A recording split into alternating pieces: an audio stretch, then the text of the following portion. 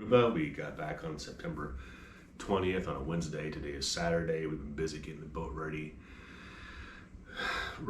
to launch. It launches on Monday. We're both looking kind of scruffy because it's been hot. We've been working outside. I've been mostly concentrating on working on the mechanicals of the boat to get those up and running after being parked for 3.5 months. And Chris has been outside working on sewing a new stack pack, which is what the mainsail drops into. She's been doing a great job on that.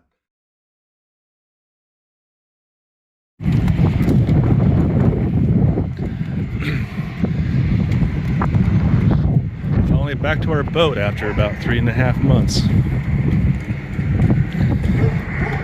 She's in the work yard area now.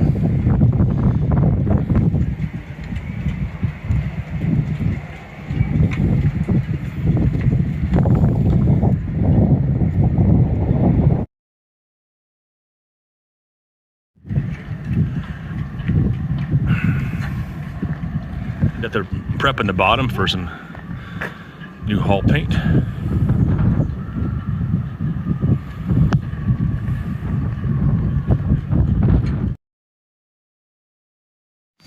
All right, it's Friday morning. We've been here for about 2 days, and today I'm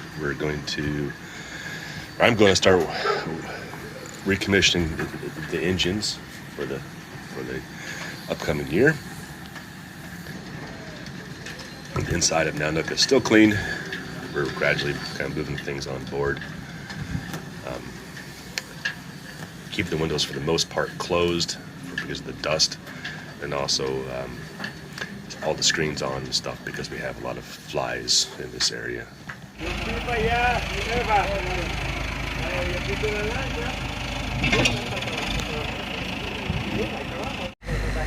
There's a generator on board.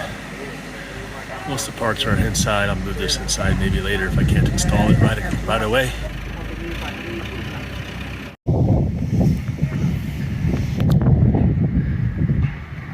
Installing new wheels in the back of the dinghy. Lower these.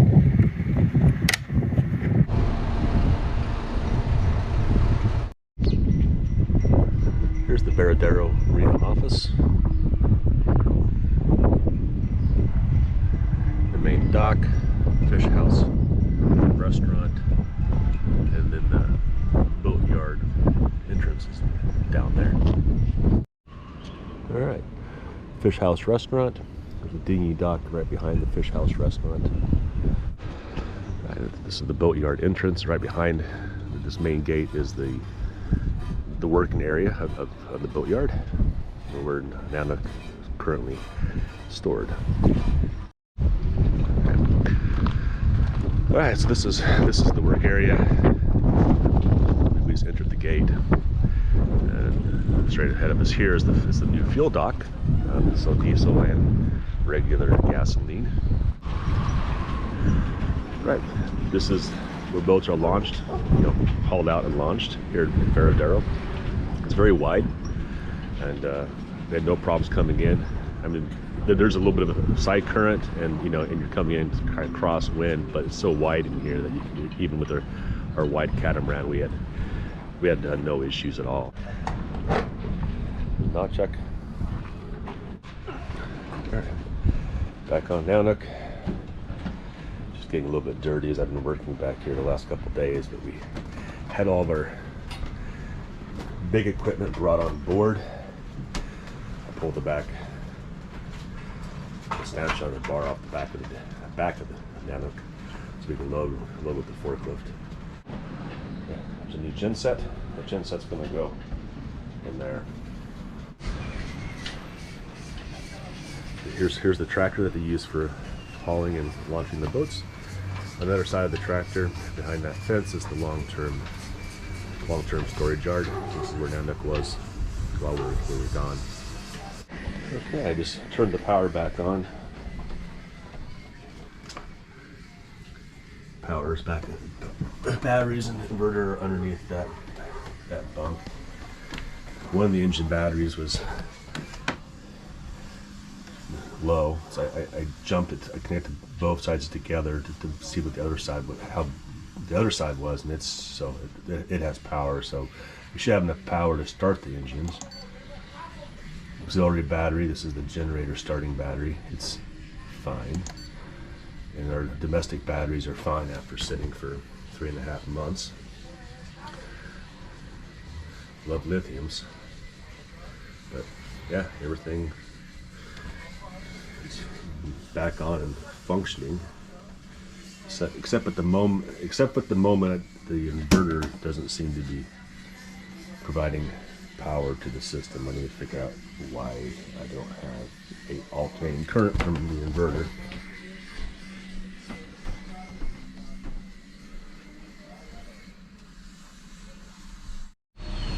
Okay, still working on the electrical, but the good news is I have AC power now. My inverter is back on.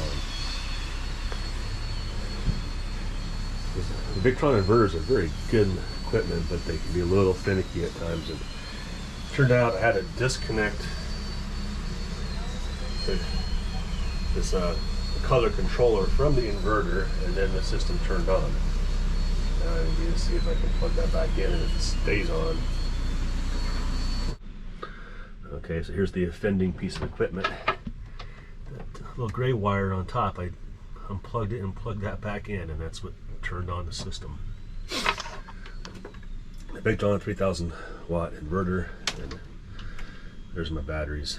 Our batteries are 6 100 amp hour lithium batteries, Battleborn. There is the back cabin, our sails and the cockpit cushions.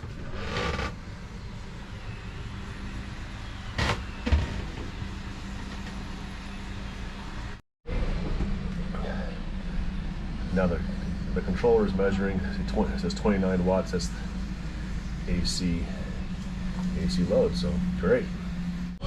Okay, walking into the owner's suite. So you got new tools, a whole bunch of new equipment.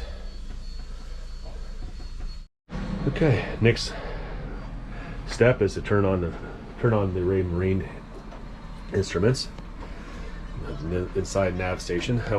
Eventually, here a little later this year, I want to replace all this board and plug up a nice black plastic nav station backing or backboard here. But I'm probably going to buy that in Aruba. I just don't have time to do it right. Just to install that right now, and I want to spend a little bit of effort designing how I want this new layout to go. But for now, I'm going to actually install this piece here. This instrument doesn't work. It's been off for a year or so. It didn't work too good then, but I'm going to install this over the top of the hole and install a new display that will go in there, and I can use until I finish until I take on the project of installing the new board for the nav station.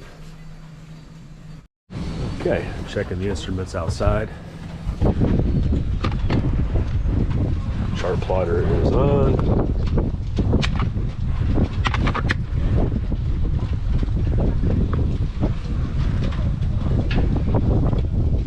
Position, speed over ground is 0.0, which is expected because we're sitting in a boatyard. Wind instrument. The rudder position. And this is the anchor. Chain counter, which is off because the anchor winch is off. Right. Reinstall the stanchion bar in the back. This bar is still bent. This is bent when the wave hit the back of the boat and removed our life raft and barbecue grill when we were crossing the Atlantic Ocean. Okay, that's it for today. Having both of our there's 2 solar controllers on this boat. They're both operating, they're both on. Just not, one of them's not working on Bluetooth at the moment. I'm not sure why, but maybe it'll come back on its own. Oh yeah, that's it for this week. Good be back on Nanook. I'm going to get all the systems back up and operating again, and look forward to getting the boat out of this dusty boat yard. It's a good boat yard, but like all boat yards, it's dusty. And I look forward to getting my new generator installed. That's probably going to be about a month or so. Okay. Here's Krista's sewing studio.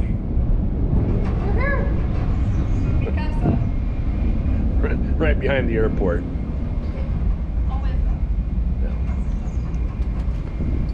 A new sewing machine, their new hot knife. Ooh, the ground is super hot. And there's our little studio apartment.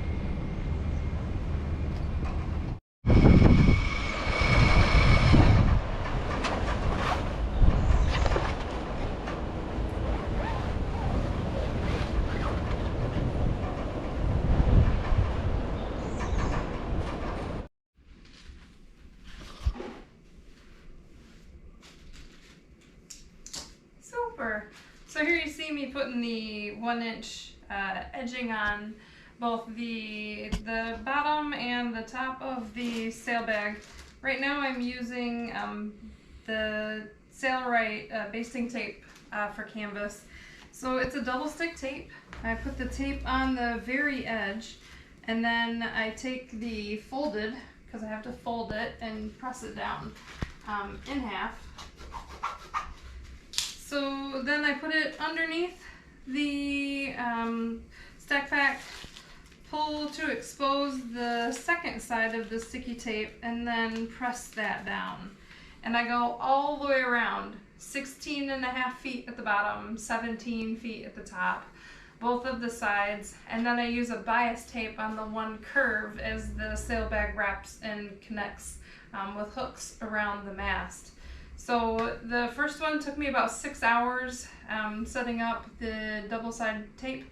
Stick really helps it because this sail pack is so unwieldy running it through the sewing machine. It would be impossible for me to hold the edging onto the canvas. This canvas is too heavy for pins, and I can't have an entire sail loft on the boat. So you make do with what I have, and so far it's working pretty well.